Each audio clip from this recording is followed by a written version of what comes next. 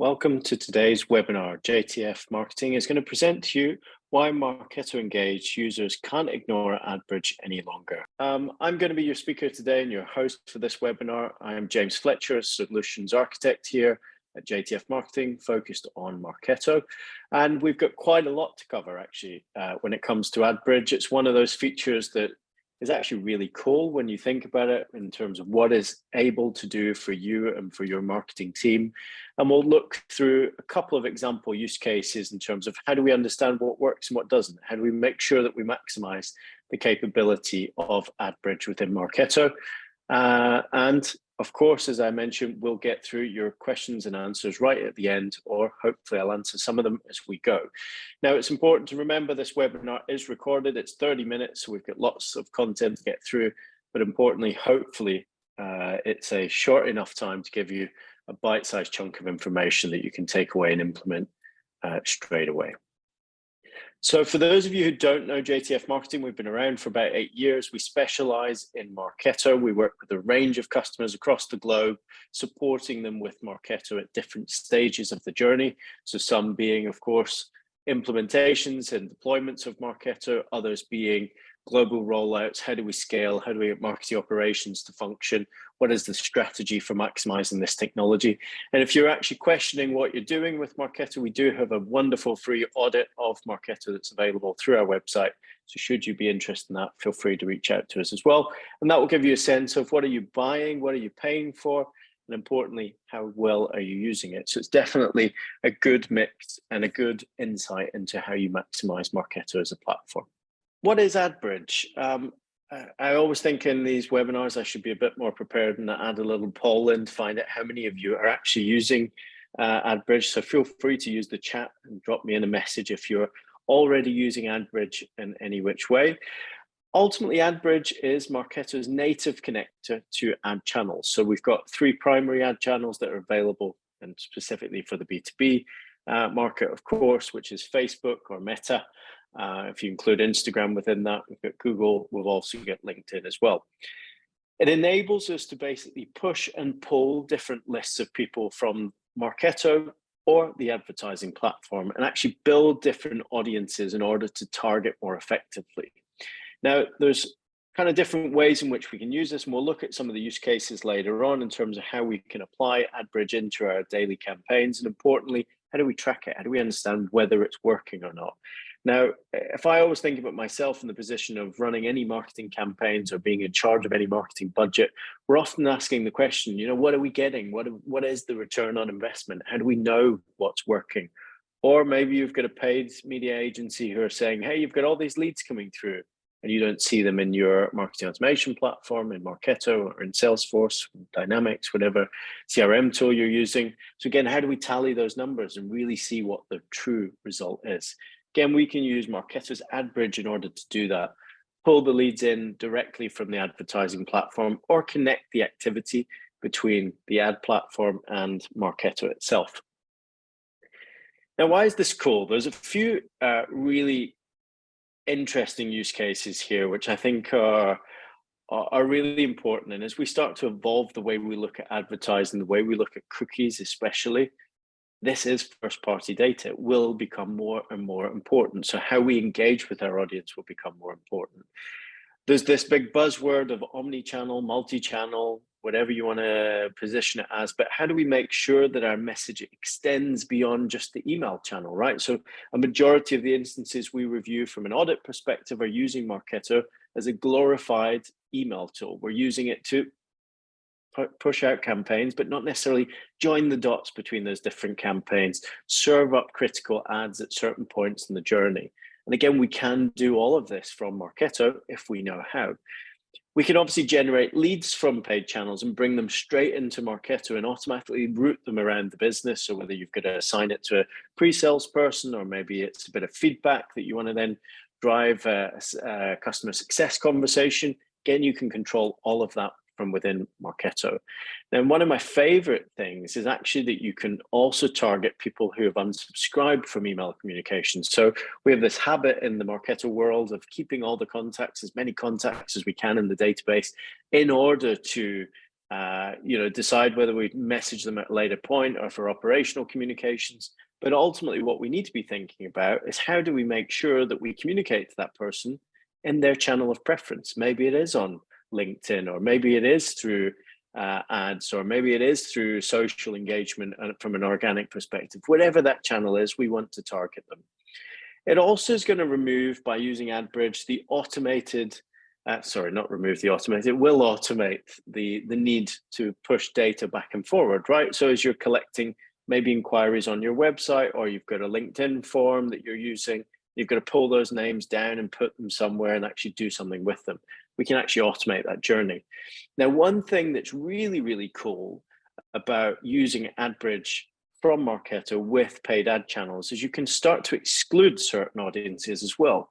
So you might want to exclude certain customers from your marketing on ad channels in order to make your budget go further. So if you're under the cosh to make your budget extend beyond the results that you're currently getting, it might be a great option. Again, I always think about Google, right?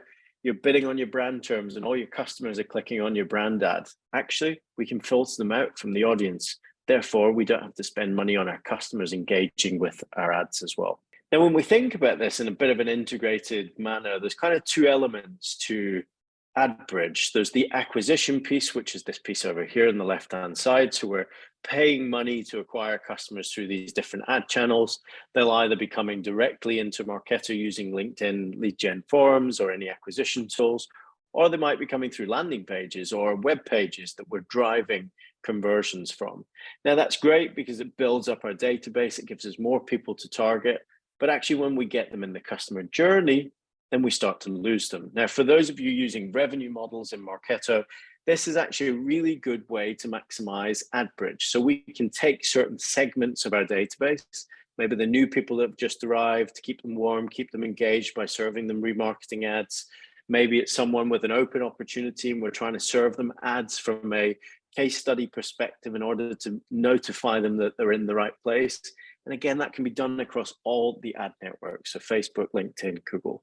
That's really important because when you think about it, we spend all this effort and money getting people into the funnel, but what we don't do is keep nurturing them in the same way we do with email through that buying cycle. And it's often where we see the unsubscribes, right? You add someone into a nurture campaign, they unsubscribe straight away. Don't want any email campaigns, don't want to be nurtured. I'm just wanting to talk to your salesperson about whether this is the right solution for me. Again, use it as an additional challenge, line it up to the different stages of the customer journey and make sure that we're actually driving people back to engage. Now, we do spend a lot of time at JTF Marketing talking about customer journeys. There's this great download available in our resources section. You'll find it. It's the customer journey map templates. You can go and fill in the gaps yourself and fill out your customer journey. If you need any help or advice, do let us know and we're more than happy to help you fill it out. But ultimately, what we're trying to do here is make sure we've got clear segments of the database that we can target. What is always interesting is this will help you build lead scoring models, revenue models, and will also help you identify any gaps or delays in the customer journey. That might mean that you can tailor your communications better within Marketo. I've already talked about the Launchpoint connectors or the AdBridge connectors that are available within Marketo. So we've got LinkedIn, we've got Facebook, we've got Google, but there's variants of these available within the platform. So within Launchpoint, under your admin section, you'll find these 6 different options: Facebook custom audiences, Facebook lead gen, Google AdWords, Google customer match, LinkedIn match audience, and LinkedIn lead gen. So custom audiences and customer matched audiences are all about taking the data within our database and serving them up to those ad networks. Now, there's 2 ways in which we can use those lists. One is creating an audience in order to go and target. The other one is using lookalike audiences. So how do we take people who are currently our customers and use the ad network to say, I want people like them. They buy my stuff. Therefore, I want to be in front of them. From a lead gen perspective, you've got forms on LinkedIn, you've got lead gen forms on Facebook now as well, and also in Instagram. It's all through the same account, of course, through the Facebook business. And we've also got Google AdWords, right? So these are acquisition tools about getting people into our database, not pushing them out, We could also push them out, I guess, but bringing them into the database, getting the data straight into Marketo. Now, these are really important because they allow you to capture those names and build those attribution programs that I mentioned before. Now, when we talk about audience building, there's a couple of real interesting scenarios here where you can actually apply these audiences. We've already talked about a couple, so basing it on life cycle stages. It might be aligning messaging across different channels as well. So depending on your business model, it might be get them over the line and then upsell and cross-sell them everything else. You can do that through ads, by the way. That's easy to do because you can drive them back to specific pages, especially if they're unengaged with your email campaigns. We've talked about exclusion lists, so we can say, don't target this person. If you're going really broad and you've got a really strong tech stack, maybe you're using something like Octopus from a social perspective, you can switch off ads for anybody with bad sentiment, which will help you, again, extend your message, get better results in your campaign. Again, you might choose to target different audience or different verticals. If you're running ABM campaigns or industry-specific campaigns, again, you can start to look at those as well as specific audiences.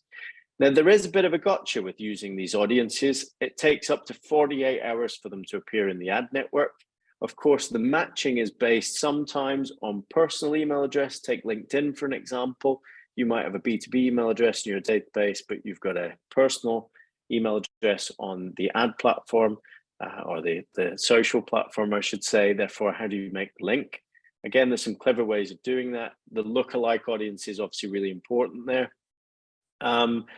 You also need 300 members of a list in order to make it a matched audience. So that can be really important depending on the size of the data you're targeting. Does mean if you want to go pinpoint precise, let's say, again, if you're using an ABM model, it's maybe not going to work as effectively as building the list within the ad platform itself. So bear those in mind when you're building out your campaigns and you're starting to look at targeting options. It's nice to go very niche and very specific, but sometimes you've got to go a little bit broader. One way to get to that 300 members is also look at the ICP. Who are you targeting? Who else could be involved in the process or influencing the process in order to target them as well? Because it just takes one person to start the conversation, of course. Now, we talk about attribution in Marketo. You'll know, I'm sure, that in Marketo reporting, marketing performance reporting sometimes is a bit complicated and not so easy to do. We've obviously got key components of reporting within Marketo, which is your channels and tags, and of course your member status, your program statuses. We've also got to add in cost periods to make sure that we can measure the return on investment. So when it comes to ad channels, I definitely recommend building a operational program, a default program in Marketo with a specific channel, like this example over here, where we can actually start to track the spend that we've put into that network. Now, that's important because as we use lead gen forms, for example, we want to bring everything into one specific channel. So if you think about it from a UTM perspective, and hopefully you're all familiar with those, you're always grouping everything into LinkedIn. That's your source, right? So we want to do the same again. You're going to categorize it in a similar way, but because the data is coming straight into the platform without having to go to a landing page, fill in a landing page with UTMs, et cetera, then we need to kind of pre-fill that data and that engagement in order to see the success.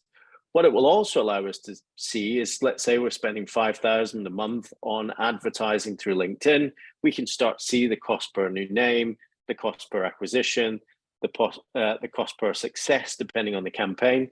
And you can get as granular as you want to be with that. So maybe you'll build specific campaigns for specific audiences or specific campaigns where you're going multi-channel, and you can join them up and put them in the right pots.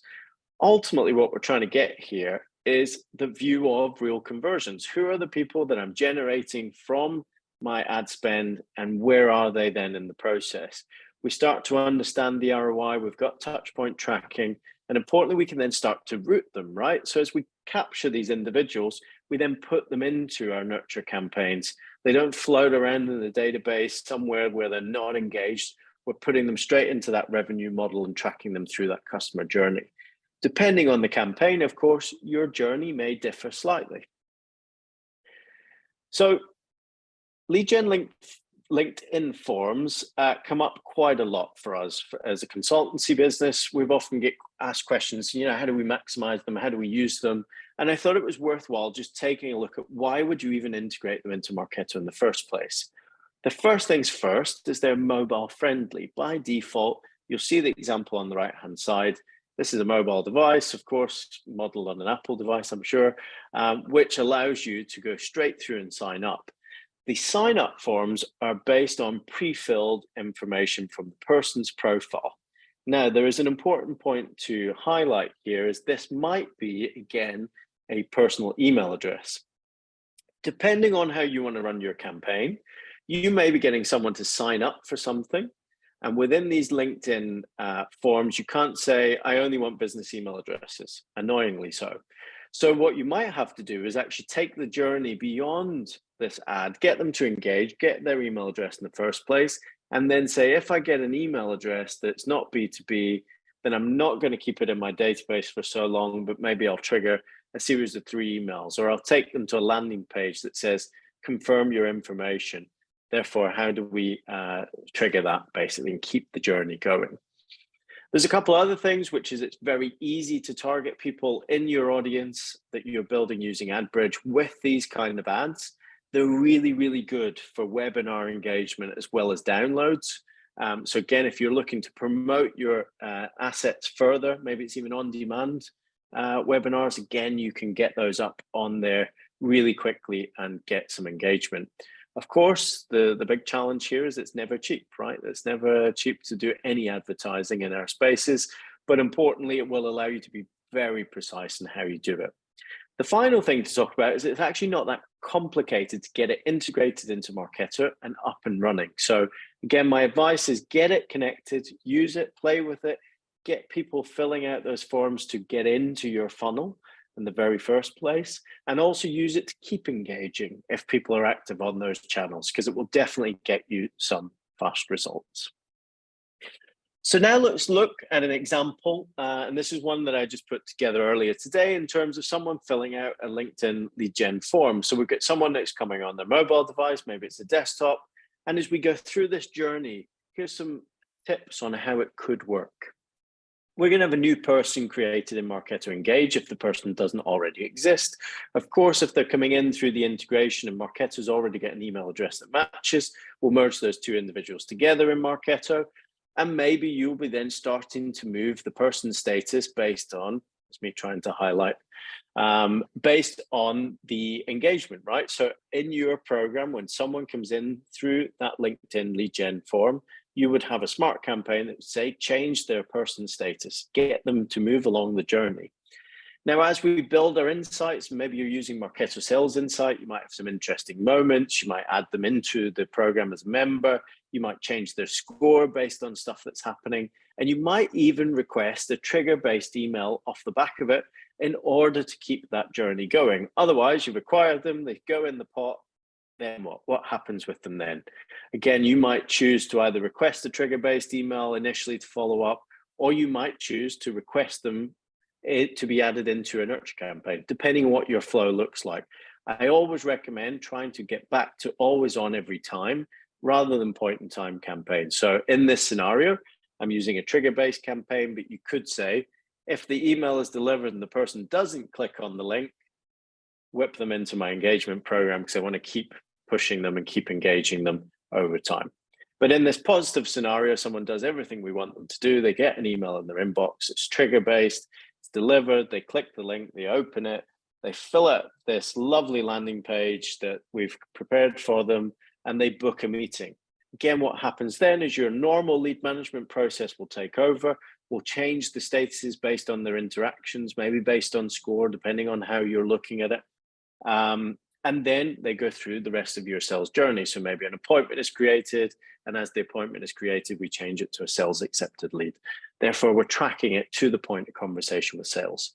Of course, we've got to trust that sales do their wonderful job, but in the scenario they don't. We've got a lot of people maybe who are unengaged, and I'm using this re-engagement example to feed you some ideas. So we've got people who are unsubscribed in our database, or maybe the opportunity is closed lost and the close date was greater than 90 days. We take that audience and publish them up to the ad networks. What we'll then do is build our ad campaigns within the ad channels in order to drive those engagements. So we've got quite a few options here, of course. whether they're creative visual ads, whether they're text ads, whether LinkedIn messages, for example, lots of stuff we can target them with.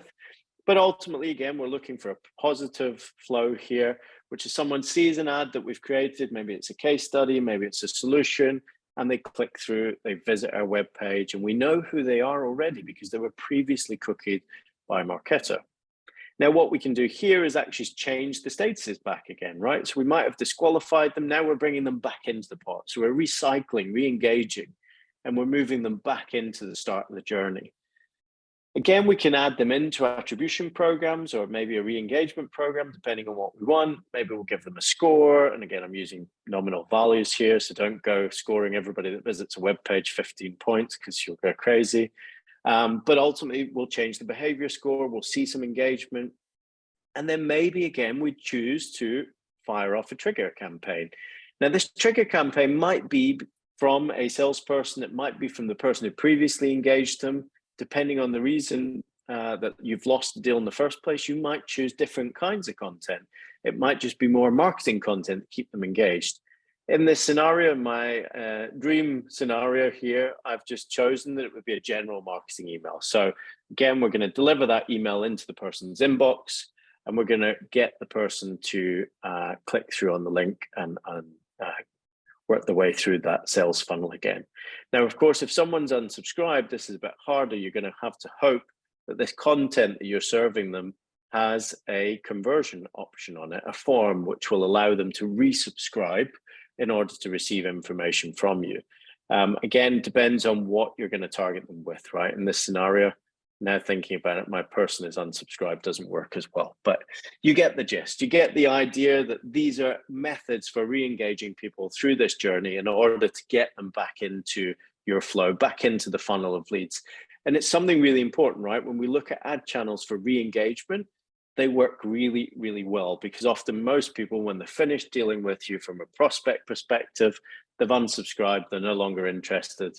It's like, leave me alone. I'll come back to you if I'm interested. But actually, it's always useful to prompt them to have another conversation. If you're interested in learning more about AdBridge and how to set up these programs, how to connect the dots, then we will be launching a specific workshop focused on Marketo Engage's AdBridge. So this will be a very specific how-to step-by-step guide of setting some of these common flows up. You can scan this wonderful QR, or you can click on this link when we send it out to you later on and pre-register your interest. We don't have a date as yet, but we will be getting it out to you as soon as we can. So that'll be a specific workshop. It's about 1.5 hours of content, and you'll be able to sit step-by-step building stuff as we go through that journey. I look forward to seeing you on our next webinar. Thank you very much for your time.